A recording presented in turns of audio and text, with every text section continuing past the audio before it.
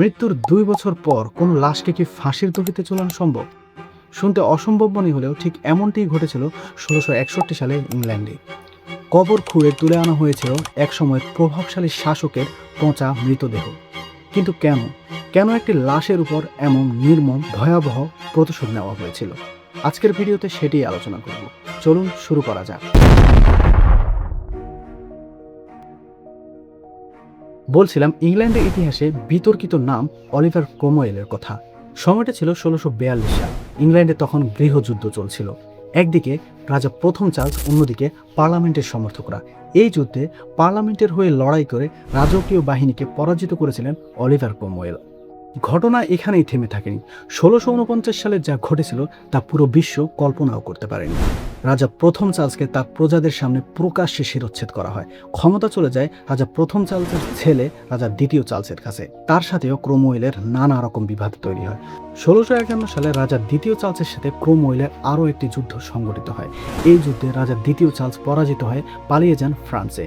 এর মাধ্যমেই রাজতন্ত্রের বিলুপ্ত ঘটে শুরু হয় প্রজাতন্ত্রের শাসন।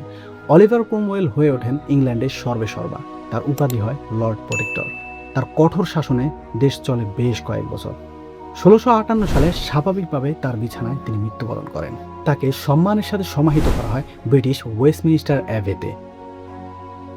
ক্ষমতা চলে যায় তার ছেলে রিচার্ড ক্রomwellের কাছে। কিন্তু তার বাবার মতো সামরিক বাহিনী ও পার্লামেন্টের উপর পূর্ণ নিয়ন্ত্রণ বা প্রভাব কোনোটিই তিনি খাটাতে পারেননি। সেনাবাহিনীর অভ্যন্তরীণ কুন্দল এবং রাজনৈতিক অস্থিরতা তিনি সামলাতে পারেননি। সেনাবাহিনী তাদের ক্ষমতা টিকিয়ে রাখতে অলিভার ক্রomwellকে ক্ষমতা ছাড়তে বাধ্য করেন। 1959 সালে মাত্র 9 মাস ক্ষমতায় থাকার পর রিচার্ড ক্রomwell পদত্যাগ করতে বাধ্য হন। দেখা দেয় রাজনৈতিক শূন্যতা। এই পরিস্থিতিতে রাজা প্রথম চার্লসের ছেলে রাজা দ্বিতীয় চার্লসকে ফিরিয়ে এনে ক্ষমতায় বসানো হয়। ফিরে আসে রাজতন্ত্র। রাজা দ্বিতীয় চার্লস ক্ষমতায় এসে তার বাবার মৃত্যুর প্রতিশোধ নিতে মরিয়া হয়ে ওঠেন। 1649 সালে তার বাবার মৃত্যুর পরোয়ানায় যারা স্বাক্ষর করেছিল তাদের প্রত্যেককে শাস্তির আওতায় নিয়ে আসে। কিন্তু প্রধান যে আসামি অলিভার ক্রomwell, তিনি তো কবরে। তাকে কি করা যায়? পার্লামেন্টে পাশ হলো নতুন একটি আইন, act of indemnity and oblivion.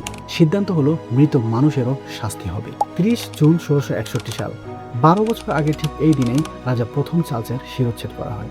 সেই একই দিনে অলিভার ক্রomwellের কফিন ওয়েস্টমিনিস্টার অ্যাবি থেকে তোলা হয়। 2.5 বছর ধরে মাটির নিচে থাকা শরীর পচে দুর্গন্ধ ছড়াচ্ছিল। কিন্তু প্রতিশোধ গ্রহণকারীদের কাছে এটি কোনো বিষয় ছিল না। সেই মৃত দেহটিকে পরানো হয় রাজকীয় পোশাক, মাথায় দেওয়া হয় লোহার শিরস্ত্রাণ। তারপর তাকে নিয়ে যাওয়া হয় টাইবার্নের ফাঁসির কাস্টে। সকাল থেকে সন্ধ্যা পর্যন্ত লাশটিকে হাজার হাজার মানুষের সামনে ফাঁসির কাস্টে ঝুলিয়ে রাখা হয়। সন্ধ্যায় একজন জল্লাদ এসে একটি কুঠার দিয়ে দেহ থেকে মাথাটি আলাদা করে ফেলে। দেহটিকে একটি গর্তে ফেলে দেওয়া হয়।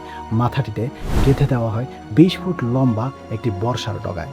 সেই কাটা মাথাটিকে প্রদর্শনীর জন্য ওয়েস্টমিনিস্টার হলের ছাদে ঝুলিয়ে রাখা হয়। রোদ বৃষ্টি ঝড়ে খুলিটি সেখানেই টিকেছিল দীর্ঘ 20 বছর।